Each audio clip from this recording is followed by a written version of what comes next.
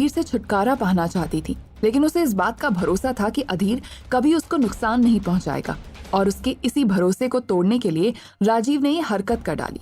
मोहिनी ने एक बार गौर से सारी चीजों को देखा और फिर आगे बढ़ते हुए गुस्से से अपना हाथ उठाकर अधीर के चेहरे पर थप्पड़ मार दिया और कहा, बस इतना ही देखना बाकी रह गया था। मैंने अभी अभी समझाया था ना तुम्हें क्या करना है, जाओ और डिवोर्स पेपर साइन करो। इतना सब होने के बाद भी अधीर ने अपनी बात समझाने तक की जहमत नहीं की। अपने गाल में हाथ लगाकर सीधा केबिन से बाहर निकल गया। उस वक्त जूही मोहिनी के केबिन से बाहर थी। हालांकि उसने कई बार अधीर को जलील होते हुए देखा था, लेकिन आज पहली बार वो मार भी खा रहा था। ये बात जूही को बर्दाश्त नहीं हुई और वो अधीर के पीछे पीछे चली गई। जैसे ही अधीर तेज चाल में ऑफिस से बाहर निकलता, तभी जूही ने कहा, रुक जाओ।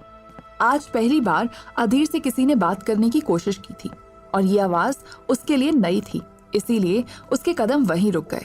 जब उसने मुड़कर देखा तो एक सुंदर लड़की अपने चेहरे पर हजारों भाव लिए उसकी तरफ सवालिया नजर से देख रही थी। अधीर के पास उस वक्त कहने के लिए कुछ भी नहीं था। तभी जूही ने एक कदम आगे बढ़ाया और फिर अधीर से कहा, कैसे इंसान हो तुम?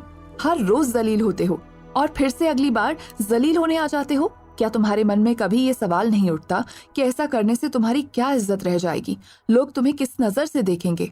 जूही की बात सुनकर अधीर मुस्कुराया और उसने कहा, आज मैंने पहली बार किसी को मेरी बेइज्जती की वजह से परेशान होते देखा है। वैसे सच कहूँ तो मैं तुम्हारे सवाल का जवाब नहीं दे सकता। बस इतना कह सकता हूँ कि बेवजह मेरे लिए परेशान होने की जरूरत नहीं है। मुझे कोई फर्क नहीं पड़ता कि लोग मुझसे क्या कहते हैं। जूही कहती है, लेकिन क्यों?